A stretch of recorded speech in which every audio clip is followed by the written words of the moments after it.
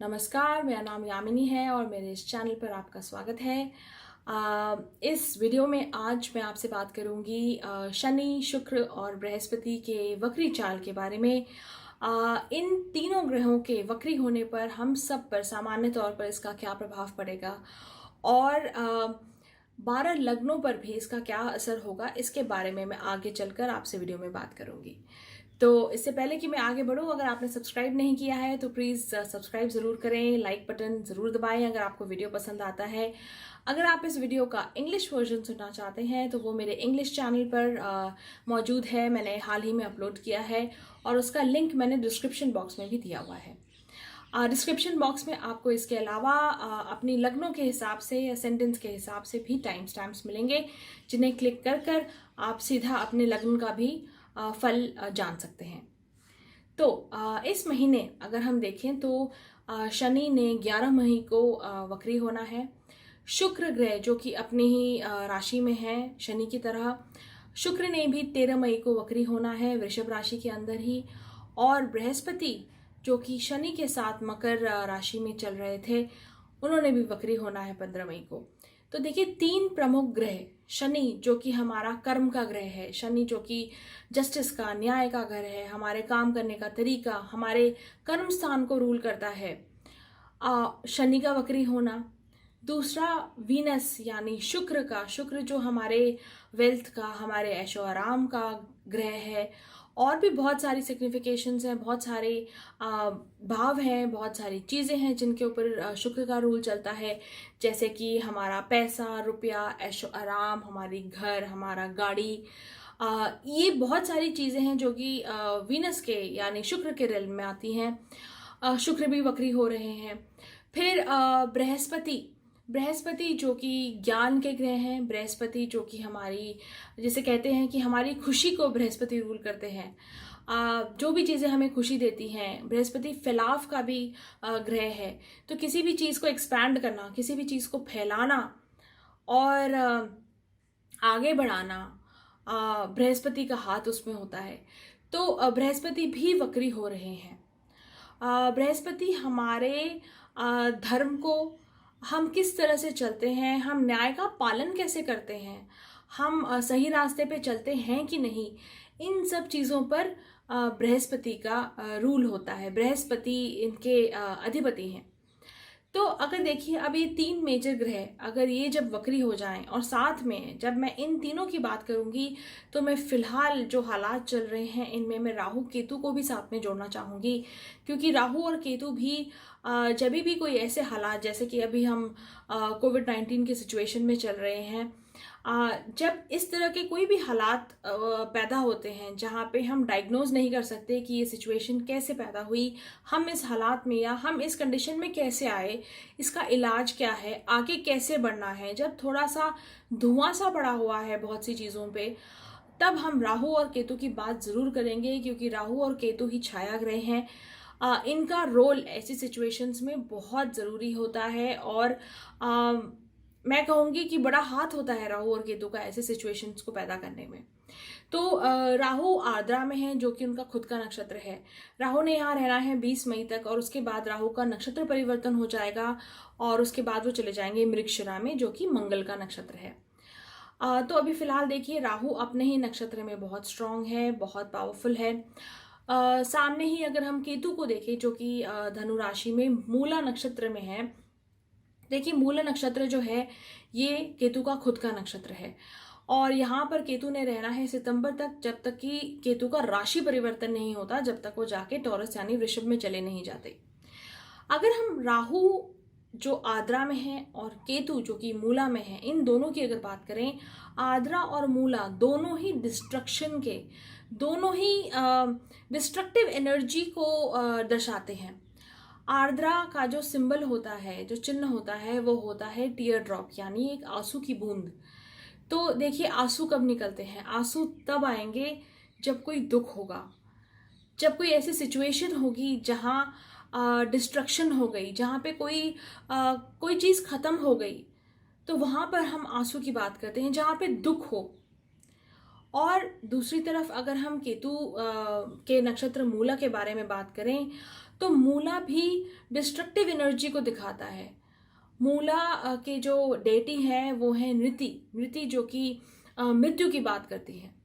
तो इन दोनों नक्षत्रों का काम है चीज़ों को डिस्ट्रक्ट करना, चीज़ों को तोड़ना, उनको जैसे वो हैं उन चीज़ों को तोड़कर ट्रांसफॉर्म कर देना। तो तोड़ने का मतलब ये नहीं है कि बिल्कुल विनाश कर देना।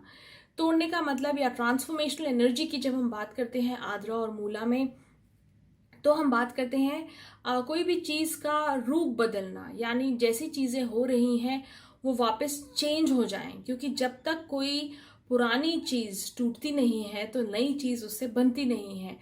चीज़ हमेशा, जो भी एनर्जी होती है, एनर्जी फॉर्म चेंज करती रहती है और उसके लिए रूप चेंज होता रहता है, तो रूप टूटेगा किसी न किसी तरह से। जब भी कोई पुराना सिस्टम या पुराना बिलीफ या पुराना रूल टूटेगा, तभी नया रूल या न्यू रूल बनेगा। तो ये डिस्ट्रक्टिव एनर्जी को हमें एक्चुअली ट्रांसफॉर्मेशन यानी बदलाव की एनर्जी की तरह समझना चाहिए, जिनमें कि ये दोनों छायाग्रह यानी राहु और केतु हैं। तो देखिए, शनि की बात करते हैं अभी। शनि श्रम को दिखाते हैं, शनि न्याय को दिखाते हैं और शनि हमारे काम करने के तरीके को दर्शाते हैं। तो अभी देखिए, हम सब स्टे एट होम या वर्क एट होम मोड में चल रहे हैं। हमारे काम करने का तरीका बदल गया है, काम सभी हो रहा है। काम, आपकी जो मीटिंग्स थी वो अभी भी हो रही है, लेकिन वर्चुअल मीटिंग्स हो रही हैं। आप काम या अपनी प्रोडक्टिविटी वैसे ही मेंटेन कर रहे हैं, लेकिन तरीका बदल चुका है। आप घर में भी जो काम पहले नहीं करते थे वो अब कर रहे हैं, क्योंकि आप सबको पता है कि कैसे इस सब का प्रभाव, पूरे लॉकडाउन का या इस पूरी सिचुएशन का प्रभाव हमारे जो मैनुअल लेबर्स हैं या हाउस हेल्प है उन पर भी पड़ा है। तो मेहनत बढ़ गई, मेहनत करने का तरीका चेंज हो गया। ये शनि का अफेक्ट है। फिर अगर हम वीनस के बारे में बात करें या शुक्र के बारे में बात करें, तो हम जिस तरह से अपने पैसों को देख रहे थे या जिस तरह से हम अपने धन के बारे में सोच रहे थे, अगर अभी तक आप अपने पैसे, रुपए, अपने धन, अपने संचित धन को लेकर थोड़ा केयरलेस थे या थोड़े लापरवाह थे, तो अभी ये टाइम है कि आप अपने इन्वेस्टमेंट्स, अपने फाइनेंस, आपकी पॉकेट में कितने पैसे हैं, इसके बारे में सोचना शुरू कर दें। आप कौन सा इन्वेस्टमेंट करें जिससे कि आपको ज़्यादा लाभ हो। आप कौन से ऐसे तरीके से अपने पैसे को मैनेज करें जिससे कि आपके पैसे ज़्यादा देर तक चलें, आपको पैसे की कमी महसूस ना हो। ये एक इफेक्ट है वीनस के रेट्रोग्रेड होने का या वक्री होने का। वैसे ही अगर हम बृहस्पति के बारे में बात करें, तो बृहस्पति देखिए धर्म के ग्रह हैं, बृहस्पति नॉलेज या ज्ञान के ग्रह हैं।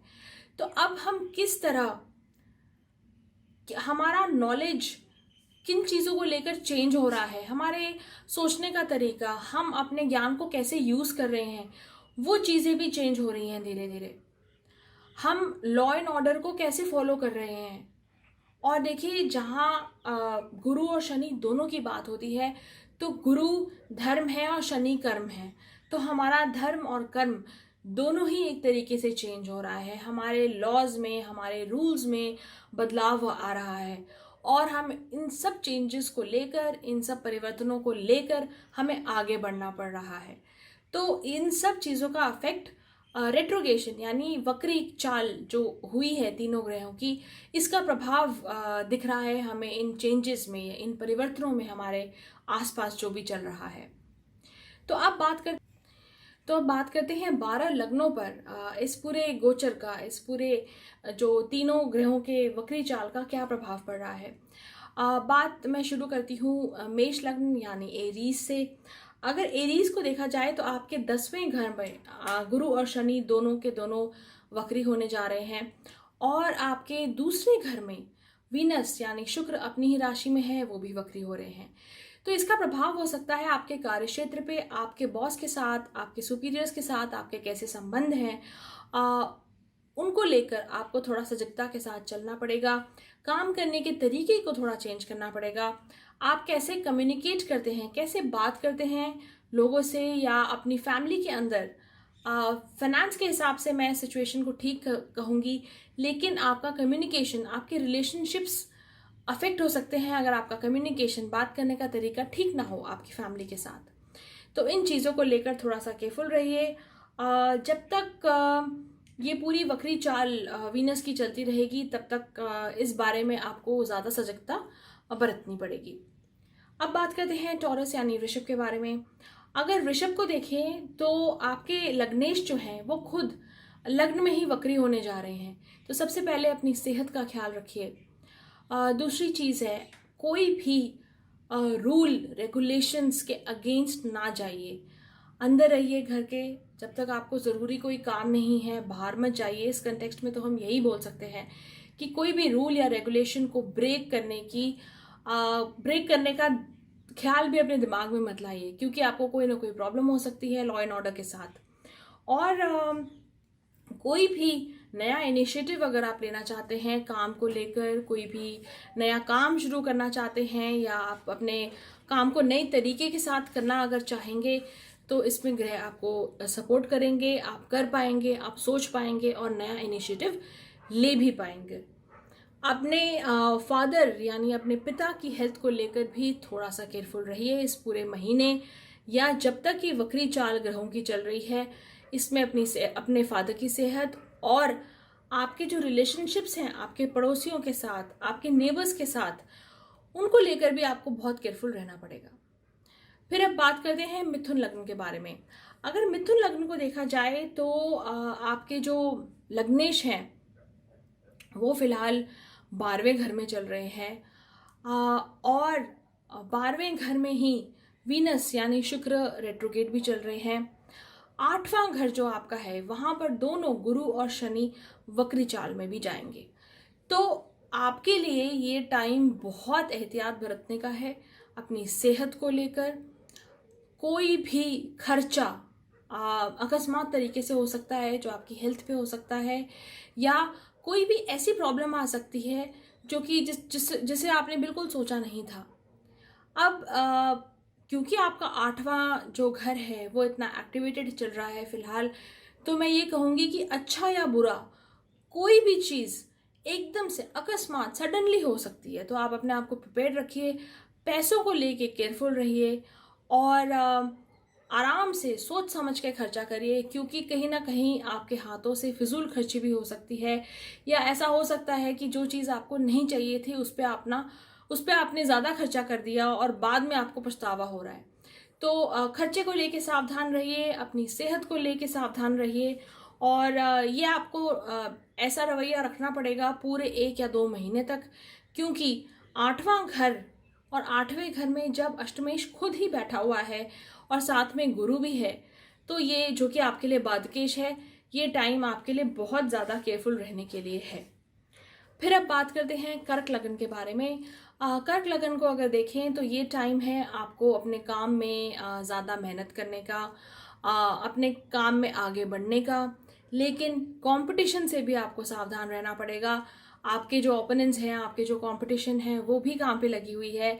तो आप कैसे अपने काम को मेंटेन करते हैं? अगर अपना काम करते हैं, फ्रीलांस वर्क करते हैं, तो इसमें आपको ज़्यादा कंपटीशन दिखेगी अब, जिसके लिए आपको तैयार रहना पड़ेगा।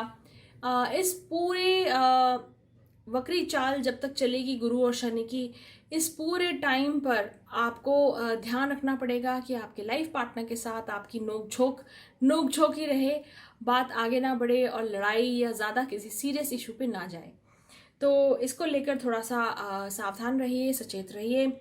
बिजनेस में कोई ना कोई ट्रबल हो सकती है या कोई ना कोई नुकसान होता हुआ भी नज़र आ रहा है। अब बात करते हैं से लगन की यानी लियो की। लियो के लिए देखिए या से लगन के लिए देखिए तो आपका 6ठा घर, वहाँ पे गुरु और शनि दोनों हैं जो कि वक्री हो रहे हैं, और आपके कर्म स्थान पर 10वें घर में वीनस यानी शुक्र वक्री हो रहे हैं। तो आप काम को लेकर, आपका सारा अटेंशन वैसे काम पे रहेगा, आप काम को लेकर एक्टिव रहेंगे, काम करने की हिम्मत आप में आती रहेगी, काम करने के तरीके को शायद आप बदलेंगे। कैसे काम कर रहे थे, आउटपुट वैसा ही रहे, प्रोडक्टिविटी वैसे ही रहे, लेकिन काम करने का तरीका कैसे बदला जाए इसके बारे में आप सोच सकते हैं, आपको सपोर्ट मिल सकता है। और बहुत सारा एनर्जी, बहुत सारा समय और एनर्जी, एफर्ट आप लगाएंगे अपने काम की तरफ। तो इसको लेकर भी तैयार रहिए, अपनी सेहत को लेकर भी थोड़ा सचेत रहिए। अगर आपके घुटनों में या आपके जॉइंट्स में कोई प्रॉब्लम है तो उस पर ध्यान दीजिए, और मेडिकल अटेंशन या दवाइयाँ या चेकअप्स जो भी आप अपनी सेहत के लिए करते हैं उसे लगातार रेगुलर बेसिस पे करते रहिए। छोड़िए मत, अपनी सेहत की तरफ लापरवाह मत होइए। अब बात करते हैं कन्या लगन की। तो कन्या लगन को अगर देखें तो आपके 5वें घर में गुरु और शनि वक्री हो रहे हैं, और आपका जो नवा घर है वहाँ पर वीनस यानी शुक्र वक्री हो रहे हैं। तो ये पूरा टाइम है अपने बच्चों के ऊपर ध्यान देने का। ऐसा हो सकता है कि बच्चे जैसा आप चाहते हैं वैसा उनका बिहेवियर ना रहे, आपको कोई ना कोई डिसअपॉइंटमेंट महसूस हो बच्चों को लेकर, या कोई ना कोई, अगर आपके बच्चे बड़े हैं तो कोई भेदभाव हो जाए, कोई डिसएग्रीमेंट हो जाए। तो इन चीज़ों को लेकर थोड़ा सा तैयार रहिए, ज़्यादा सीरियस ना हो जाइए, बिकॉज ये पासिंग फेज है। इसमें इस इशू को लेकर ज़्यादा टेंशन लेने की ज़रूरत नहीं है, और अपने बच्चों के ऊपर ध्यान देने का टाइम है ये। उनके साथ अपने रिलेशनशिप्स को अच्छा रखिए। और जो लेडीज़ अभी इस वक्त एक्सपेक्ट कर रही हैं या जिनकी डिलीवरी आने वाली है 1 या 2 महीनों में, उनको मैं कहूँगी कि अपनी सेहत को लेके बहुत ज़्यादा केयरफुल रहने का भी टाइम है ये। तो अब देखते हैं तुला लगन को यानी लिब्रा को। अगर लिब्रा को देखें तो देखिए आपके 4थे घर में गुरु और शनि का वक्री होना, और आपके लग्नेश यानी वीनस का आपके 8वें घर में वक्री होना, ये दिखाता है कि कोई ना कोई डिससेटिस्फैक्शन, असंतुष्टि सी हो सकती है मन में। आप थोड़ा भ्रमित सा महसूस कर सकते हैं। आपका मन, आपको पता है कि आपको काम करना है पर आपका मन नहीं करता, आपका मन उखड़ जाता है चीज़ों से बहुत जल्दी। तो वो चीज़ें करिए जिसमें आपका मन लगता है, वो चीज़ें करिए जिससे कि आपको खुशी मिलती है, और अपनी सेहत का, अपनी मेंटल हेल्थ का अच्छे से ध्यान रखिए। जो चीज़ें आपको खुशी देती हैं, कोई भी एक्टिविटी हो, घर के अंदर हो, उसमें अपना ध्यान लगाने का बिल्कुल सही समय है ये। और अपनी जो फाइनेंशियल सिचुएशन है, या अगर आपके कोई मेजर इन्वेस्टमेंट्स हैं जो आप करने की सोच रहे थे अभी इस वक्त, उनको थोड़े दिन और टाल दीजिए। 1-2 महीने के बाद उन पे डिसीजन लीजिए। तो मेजर फाइनेंशियल डिसीजंस लेने का ये टाइम नहीं है। अब बात करते हैं स्कॉर्पियो यानी वृश्चिक लगन के बारे में। तो देखिए वृश्चिक लगन को अगर देखें, आपके जो एफर्ट्स हैं, आपकी जो मेहनत है, वो अभी बढ़ जाएगी। आपके काम करने का टाइम आ रहा है ये। आपके बिजनेस हो या आपका कोई भी कर्म स्थान जहाँ पर भी है, वहाँ पर आप मेहनत ज़्यादा करेंगे और रिस्पॉन्सिबिलिटी जल्दी लेंगे। आपकी पूरी जो इनिशिएटिव लेने की जो टेंडेंसी है उसमें आपको बदलाव फील होगा। आपको लगेगा कि अब जिम्मेदारी ज़्यादा आ रही है और मुझे ज़्यादा काम करना पड़ रहा है। तो इन चीज़ों को लेकर थोड़ा सा सावधान रहिए और तैयार रहिए मेंटली। आपके स्पाउस के साथ आपके जो रिलेशनशिप्स हैं, आपके लाइफ पार्टनर के साथ आपके जो रिलेशनशिप है, उसको लेकर भी थोड़ी बहुत प्रॉब्लम चल सकती है इस पूरे टाइम के दौरान। तो अपने स्पाउस के साथ अपने रिलेशनशिप्स अच्छे रखिए। छोटी छोटी बातों पे गुस्सा होना या टेम्पर लूज करना, उससे बच के रहिए। अब बात करते हैं धनु लग्न के बारे में यानी सैजिटेरियस के बारे में। देखिए सैजिटेरियस की अगर बात करें तो ये पूरे टाइम में आपको अपने सबसे पहले ईटिंग हैबिट्स, आप क्या खाते हैं, आपका डेली रूटीन कैसा है, उसको लेकर आपको बहुत केयरफुल रहना पड़ेगा। जो आप खाते हैं और आपका जो डाइजेशन सिस्टम है, ये 2 चीज़ें हैं जिसे लेकर आपको काफ़ी केयरफुल रहना पड़ेगा। आप बोलते कैसे हैं, आपके फैमिली में आपके रिलेशनशिप्स कैसे चल रहे हैं, इसको लेकर आपको ध्यान देना पड़ेगा कि आपकी जो वाणी है वो ज़्यादा कठोर ना हो, और ऐसा ना हो कि आप कुछ ऐसा बोल दें जिसे लेकर आपको बाद में पछताना पड़े या वापस लोगों से जाके माफ़ी मांगनी पड़े। तो इन सब चीज़ों को लेकर थोड़ा सा केयरफुल रहने का, सावधान रहने का टाइम है ये। जिन लोगों को कोई हेरिडिटरी प्रॉब्लम है, जैसे कि डायबिटीज़ हो गई या कोई हार्मोनल इश्यूज़ हैं, उनके लिए भी ये टाइम थोड़ा ठीक नहीं है। अपनी सेहत का बेहद ध्यान रखिए। अब बात करते हैं मकर यानी कैप्रिकॉर्न के बारे में। देखिए इस टाइम पर आप खुद कैसा काम कर रहे हैं, क्या काम कर रहे हैं, आपको इस पे ध्यान देना पड़ेगा। आपके जो लॉन्ग टर्म प्लान्स थे वो कैसे जा रहे हैं, आप क्या करना चाहते थे और फाइनली आपके प्लान्स कैसे चलेंगे इस पूरे साल भर। अपने प्लान्स को लेकर थोड़े केयरफुल हो जाइए, अपनी प्लानिंग को दोबारा रिविजिट करिए, दोबारा देखिए। और कोई भी मेजर डिसीजन प्रोफेशनल एडवाइस के बिना या अच्छी फाइनेंशियल बैकिंग के बिना इस समय पर नहीं लेना चाहिए आपको। तो इसको लेकर थोड़ा सा केयरफुल रहिए, अपनी हेल्थ को लेकर, अपनी ईटिंग हैबिट्स को लेकर। और आपका जो खर्चा आएगा इस महीने, वो भी अकस्मात हो सकता है, कहीं पर कोई एकदम से आपको कहीं ज़रूरत पड़ गई पैसों की, तो अपनी फाइनेंशियल कंडीशन पे इस महीने पूरा ध्यान दीजिए। ये बहुत ज़रूरी है मकर लग्न के लिए। और देखिए, आपके 5वें घर में वीनस भी रेट्रोगेट हो रहे हैं, तो ऐसा हो सकता है कि कहीं पर आपका कोई रोमांटिक रिलेशनशिप है, उसको लेकर भी आपको दोबारा सोचना पड़े या रिकंसिडर करना पड़े। अब बात करते हैं कुंभ लगन यानी एक्वेरियस के बारे में। तो एक्वेरियस के बारे में अगर बात करें, गुरु और शनि आपके 12वें घर में रेट्रोगेट हो रहे हैं, वक्री हो रहे हैं। तो सबसे पहली चीज़, अपने खर्चे को लेके, अपने ट्रैवल को लेकर केयरफुल रहिए। खर्चों की वजह से प्रॉब्लम हो सकती है, या आप कहाँ पे अपना टाइम स्पेंड करते हैं। खर्चा मतलब सिर्फ पैसे का खर्चा नहीं होता, खर्चा यानी आपका टाइम, आपकी एनर्जी कहाँ लगती है, इसको लेकर थोड़ा केयरफुल रहिए। प्रोडक्टिव कामों में, जो काम अच्छे हों, जिनसे आपको लाभ हो, उन कामों में ही अपना टाइम लगाइए। अपना टाइम फिजूल ज़ाया ना करिए यहाँ वहाँ, इससे आपको लॉन्ग टर्म में प्रॉब्लम हो सकती है। आपके आसपास जो रिलेशनशिप्स हैं, जो रिलेटिव्स हैं, उनके साथ अपने जो संबंध हैं उनको भी ठीक रखिए। बिकॉज लॉन्ग टर्म, लंबे समय में ऐसा हो सकता है कि कोई ना कोई प्रॉब्लम हो आपको रिलेटिव्स को लेकर। और वो भी क्यों? क्योंकि आपके बात करने के तरीके से कोई प्रॉब्लम हो सकती है, आपके कम्युनिकेशन की वजह से कहीं कोई प्रॉब्लम हो सकती है, कोई मिसकम्युनिकेशन या मिसअंडरस्टैंडिंग हो सकती है। तो ये टाइम है कि आप इन सब चीज़ों से बचें और सचेत रहें। अपनी मेंटल हेल्थ को लेकर भी केयरफुल रहिए। आप कहाँ पे टाइम लगाते हैं, क्या सोच रहे हैं, कहीं आप ज़्यादा नेगेटिव थिंकिंग तो नहीं कर रहे, इस पे भी चेक रखिए। और हो सके तो ध्यान में या योग में, इन सब चीज़ों में अपना टाइम स्पेंड करिए। अब बात करते हैं मीन लगन यानी पाइसेस के बारे में। तो देखिए, ये टाइम हो सकता है कि आपको जो लाभ आने वाले थे, वो लाभ वैसे नहीं आते। आपको जिस तरह से उम्मीद थी कि आपके इन्वेस्टमेंट्स आगे जाएंगे, आपको वैसे रिजल्ट्स नहीं मिलते। तो ये टाइम थोड़ा पेशेंस रखने का है, ये टाइम जल्दी से घबराने का नहीं है।